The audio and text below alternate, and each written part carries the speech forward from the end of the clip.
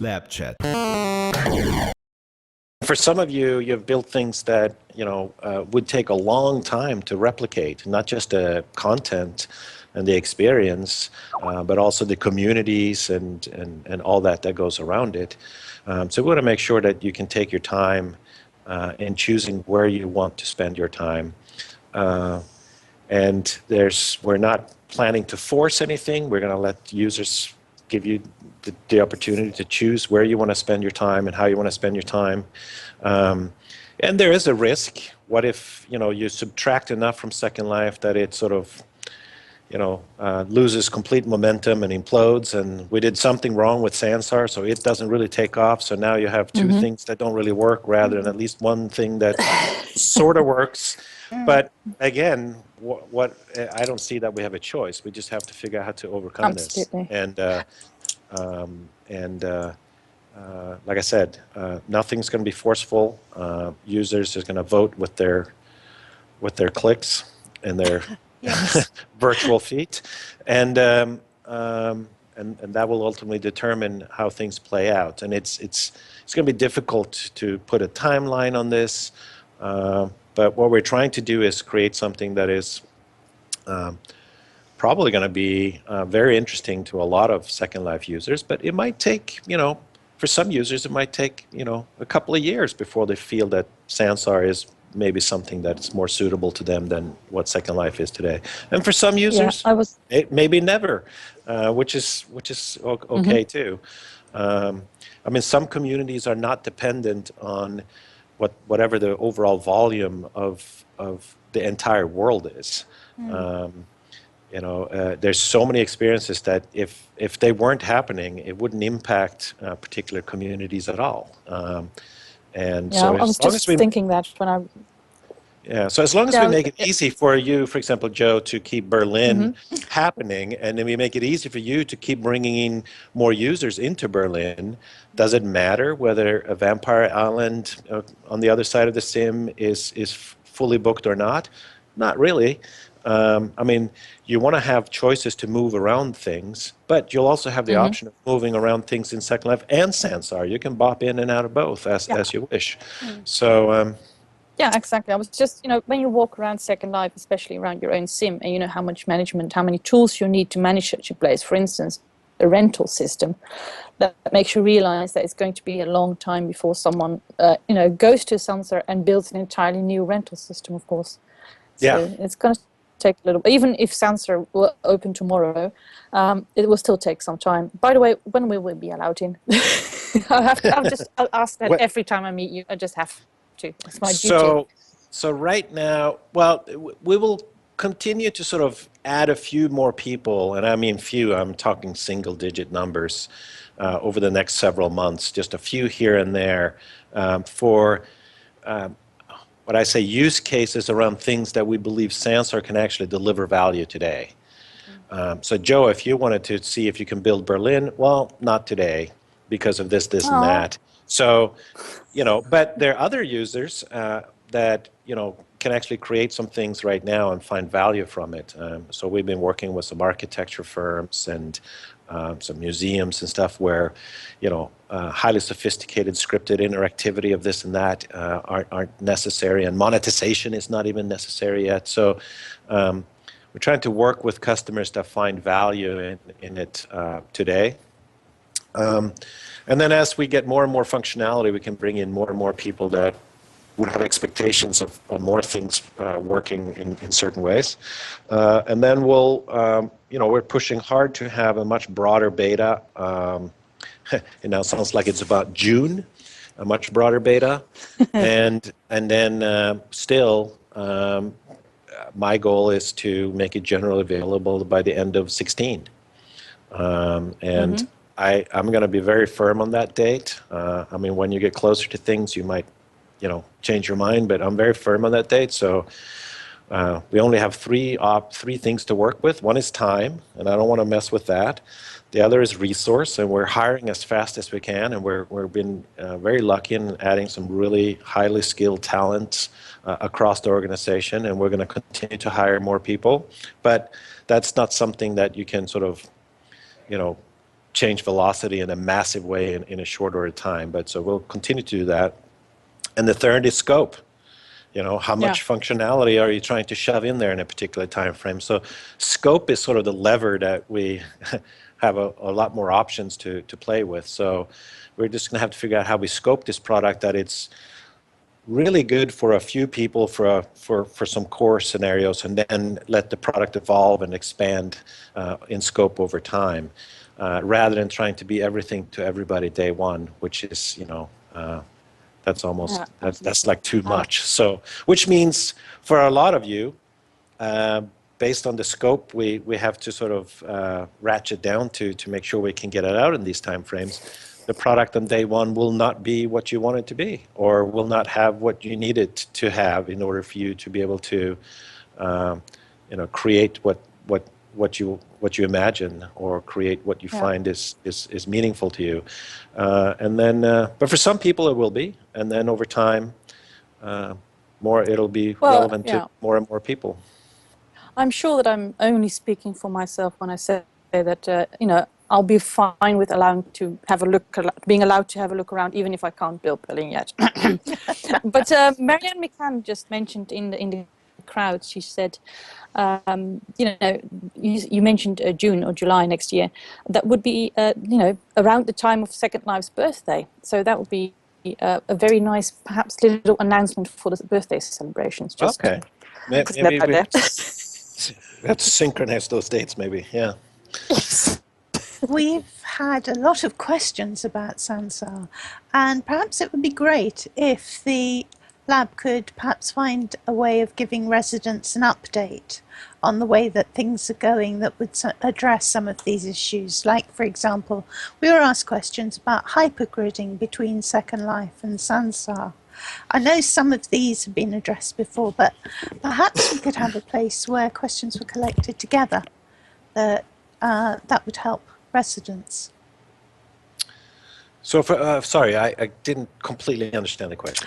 I was saying perhaps we could have a place where residents' questions, we had a lot of questions about Sansar. Some of these have been asked before, but the answers tend to be scattered. And I was wondering if we could have a place where these kind of questions could be gathered together. Yeah, possibly. I mean, I could see sort of the what's up with Sansar kind of. Yeah, I mean, it's for us right now. There's so many things moving, and a clear definition on everything is something we're chasing every day.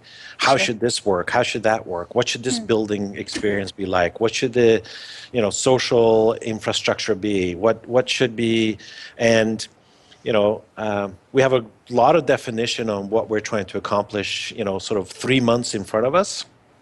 And then what we want to do in the following 3 months, we kind of have, you know, a pretty good idea, but a lot of details missing.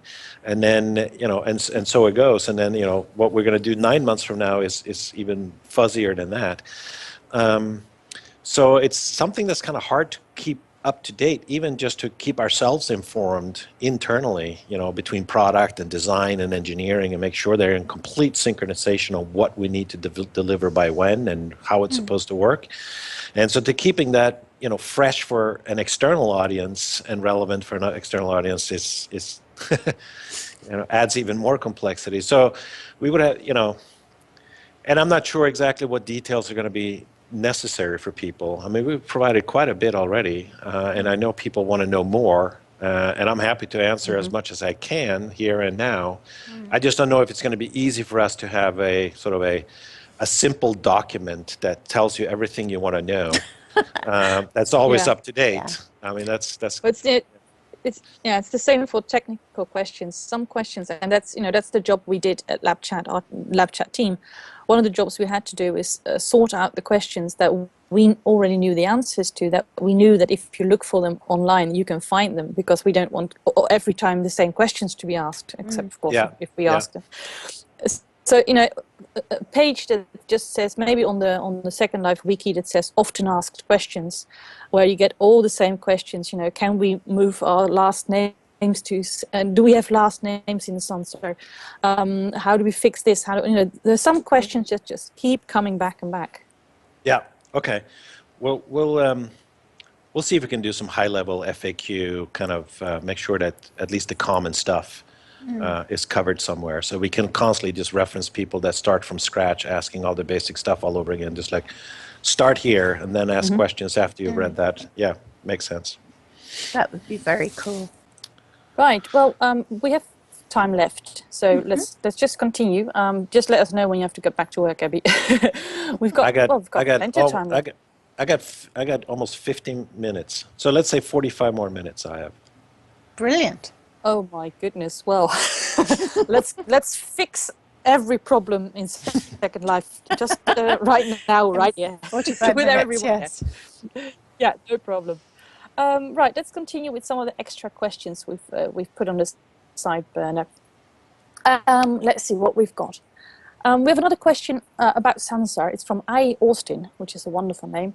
And he or she asks, looking out 3 or 4 years from now, do you see Project Sansar as creating many separate shared experiences for its users? Or will the users see themselves as being part of a connected whole? Do you see a continuing role for the massive investment in content and shared experiences that are already in Second Life and even in OpenSim? And where technically feasible for that to still be able to be visited from newer platforms, perhaps with a limited outfit and a travel suitcase, sort of? So I'm not very optimistic on the idea of, I don't know, what do we call it? Hypergrid? The idea of being able to hop from one platform to another and remain and sort of retaining your identity and some appearance doing that, I think that would be extremely difficult to do. So, and I think we're probably too young. I mean, it hasn't even happened on the internet yet. I mean, try doing that going between Facebook and then you go to Amazon and then you go to Google. Like, no, you cannot carry your one ID across those. So, and they have, you know, quite a head start on where we're at. So, and what we're trying to do is also way more complicated than that. You're talking about, you know, an avatar with appearance and animation and you know, I would say a stronger identity than just, you know, a username or something like that. So I think that's something that I don't think is worthwhile chasing right now. I think the competition between all kinds of grids are good. It's going to push us, you know, forward to having better and better experiences. But the idea of this all being tied together, I think, is just so much energy could be spent on that and not necessarily getting to where you need to go. If someone has a solution, I'm all willing to, you know, figure out how we can participate. But I'm not chasing that myself. What was the beginning of that question, though? The beginning of the question was, do you see Project Sansar as creating many separate shared experiences for its users? Yeah. Or will they be part of a connected whole? Yeah, so it all depends on what you mean by connected whole. I mean, is the map what makes it connected whole? Is it the fact that you can teleport from one to the other that makes it a connected whole? I mean, clearly we want to create the ability for people to create experiences and interconnect them as they wish. So ultimately it's a web of experiences and users could enter into one experience and from that experience, move through other experiences as they sort of navigate through the platform or the world or whatever you want to call it.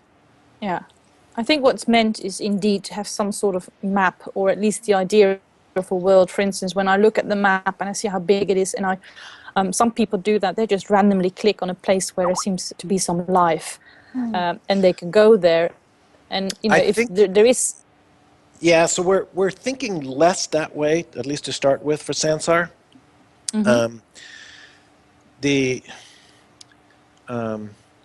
We're focusing more on making individual experience creators more successful.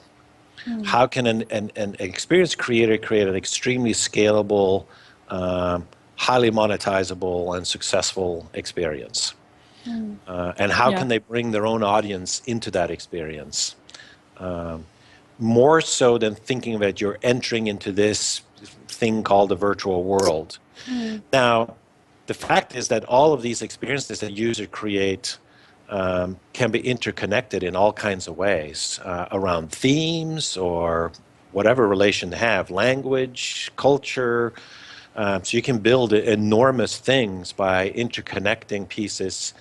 Either one team can do it by interconnecting a huge amount of pieces into a sort of a web of experiences, or different people interconnecting with each other to form experiences that goes across many simulators or servers, if you will.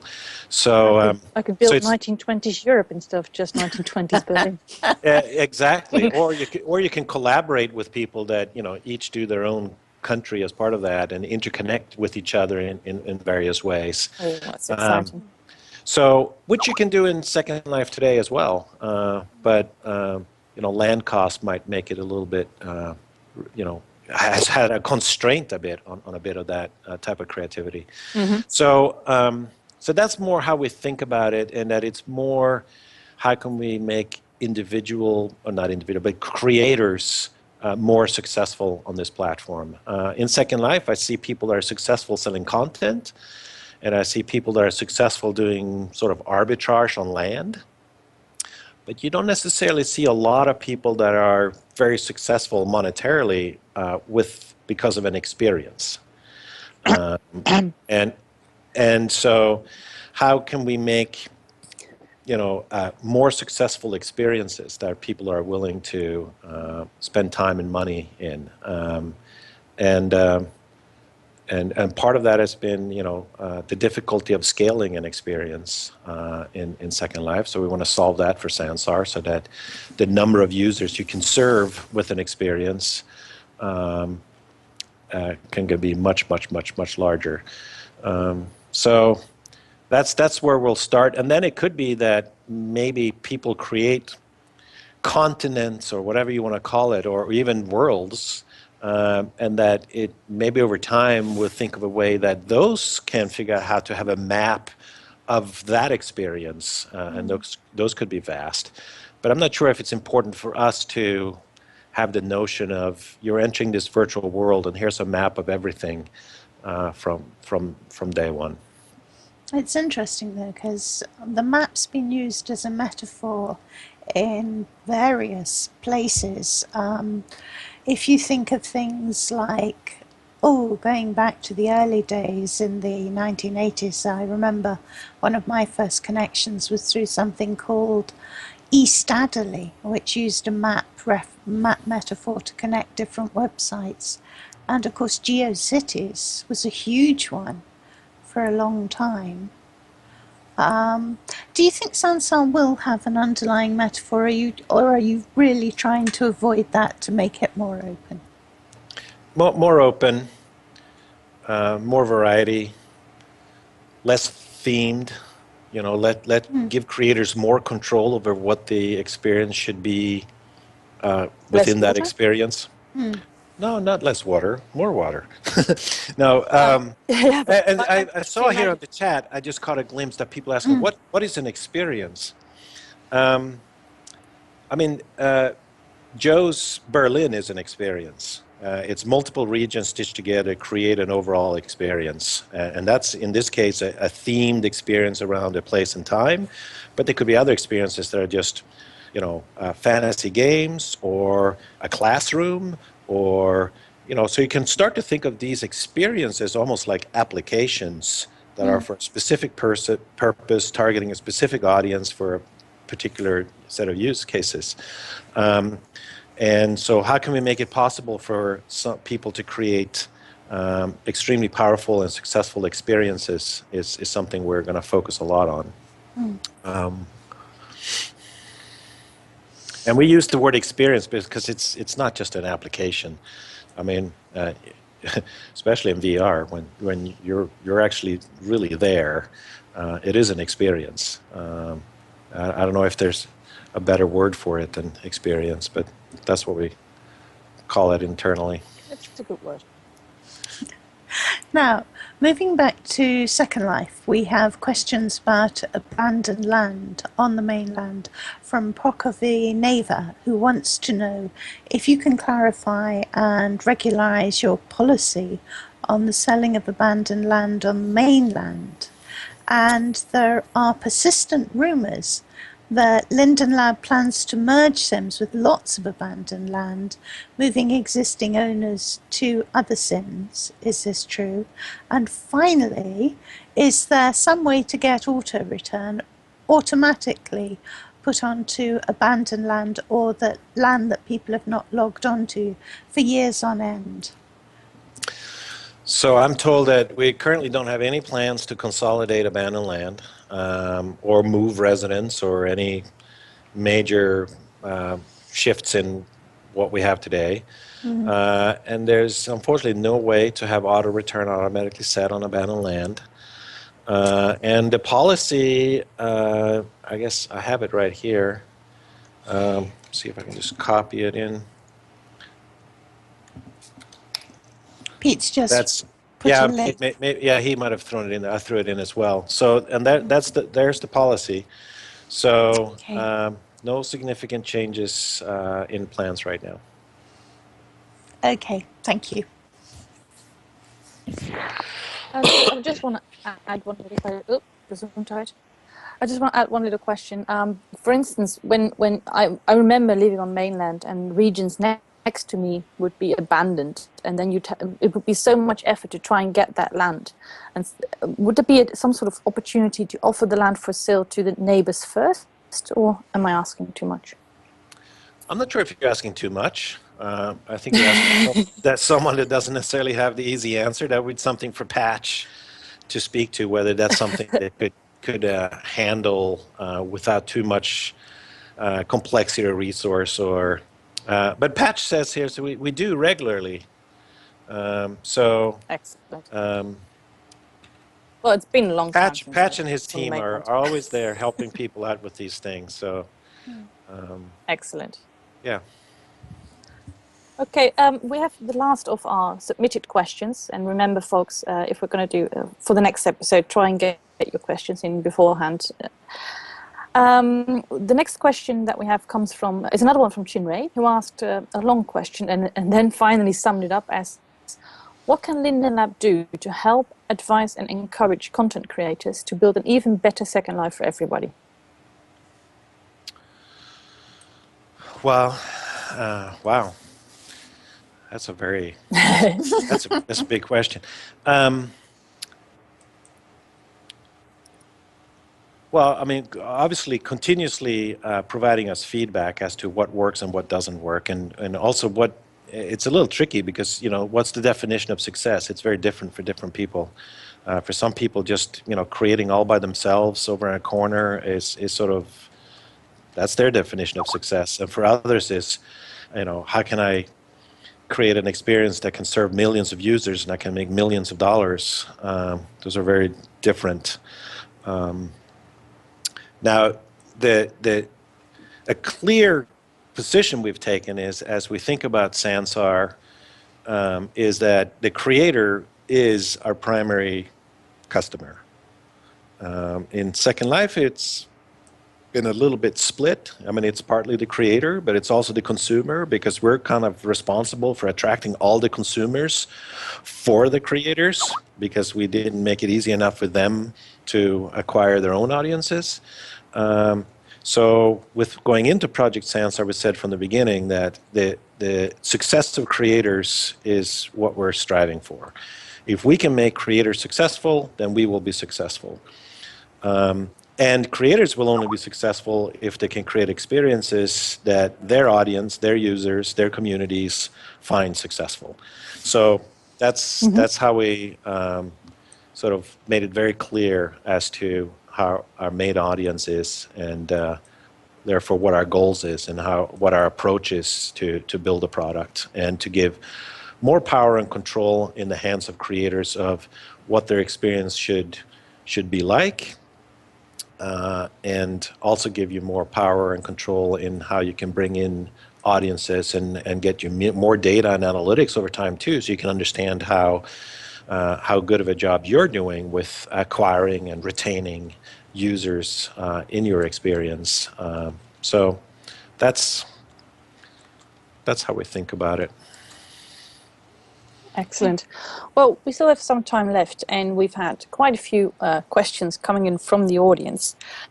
So we've been collecting them, and we're going to just ask a few that we picked up. Please make sure that if you're in the audience right now, you still have some questions, just keep asking them, and who knows, we'll give them a go as well. Saffia, are you going to do the first one? Okay. Will Linden Lab continue to advertise and promote Second Life even after Sansar has been released? And will that budget remain the same as it is now, or will Second Life share that budget with Sansar? Yes, we will continue to advertise Second Life because there will be things Second Life can do, quite a ways beyond Sansar opening the doors that Sansar can't yet do. As for how, and in the beginning, we will focus more of our energy of acquiring creators that have that can then go acquire users for their experiences. Maybe less so focusing in the beginning on creators that will create something and then expect us to deliver customers to their experience. Over time, as volume starts to happen and people want to discover more things, we will obviously do what we can to make it easy for people to discover other experiences and start figuring out how to move people around all the experiences that could be relevant to them. But in the beginning, it will be very focused on acquiring creators that can create creations that will sort of have the ability to attract audiences without the expectation that we're going to provide all of that.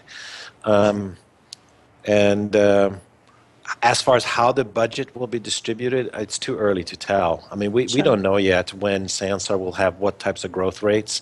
I mean, we can put all kinds of charts on the wall that shows lines going up and to the right with all kinds of different angles. And until you actually do it, it's kind of a lot of speculation. So I think it's too early to tell what the transition might look like. Or the two being there side by side, how many users will choose to go from Second Life to Sansar, at what rate, at what time. So I think we just have to start and then play it as we start to see things. But I would expect us to continue to maintain Second Life from a marketing perspective and development, etc., for a long time after Sansar starts to reveal itself. Have you decided on an official name yet, or is it going to stay as Project Sansar? No, we have not. We're getting close to the end. Oh my God, it's a really painful process. And no matter what we do, no one's going to be perfectly, not no one. There's always going to be some people that always go, what? What's that name? After a while, you start to look at all the options you have available to you, where you can get a .com and you can get this and you can get that, and it's not, it doesn't mean something horrible in Spanish, and et cetera, et cetera. Then you only have so many options, and at some point they all start, looking like things that could be anything. And ultimately, it will probably be a word that could be anything. And then it's up to us to actually craft it to become something, rather than the expectation that it's going to sort of just be completely obvious day one. And we're not trying... It has to be Googleable. Yeah. Well, that's another thing. I mean, if you Google it, you automatically have to go to... Yeah, you can spell it in lots of languages. You can pronounce it in a lot of languages. You can... and then at the same time, it can maybe give you a hint or an idea of what's there without being just super boring and obvious, like virtual VR world. Why don't you make it a competition? Make it a competition. Think of the new name for Sansar and you get free land for it. We're quite far down the process, and we're down to a short list, and we're working with a team that's now helping us make sure that they're vetted as far as the usability of those names across markets, and that we can get rights to them, etc. So I hope we'll have it soon, before the end of this year. So it's ongoing, but it's still a ways for us to be really for the product to reveal itself. So it's we'll get it sorted. I've got a All couple of techie questions, slightly techie questions. And the first comes from a dude named Anthony, who asks what programming languages will Sansar support, and will it be able to accept the current LSL scripting language? So we've said for a while now that the scripting language in Sansar will be C#. So you will have a modern language, and you can use modern IDEs, like Visual Studio, to program these scripts. I'm looking forward to seeing how tight we can make the integration so that you can really walk between the work you're doing in Sansar and to a proper code editor, back and forth in a fluid way. And give people real tools for debugging, etc. Linden scripting language will not be supported as is. I'm guessing someone will try and do some sort of converter. We're not actively working on such a beast. But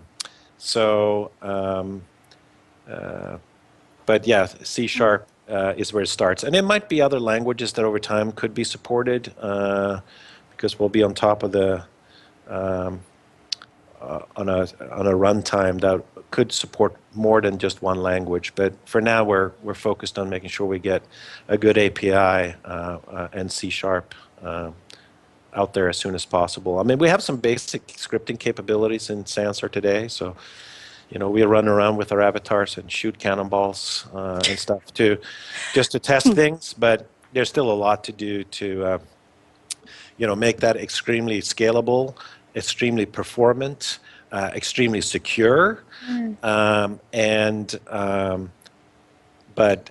with a real proper programming language like C#.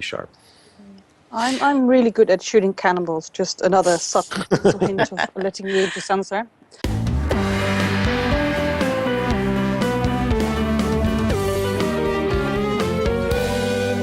Lab chat? Lab chat.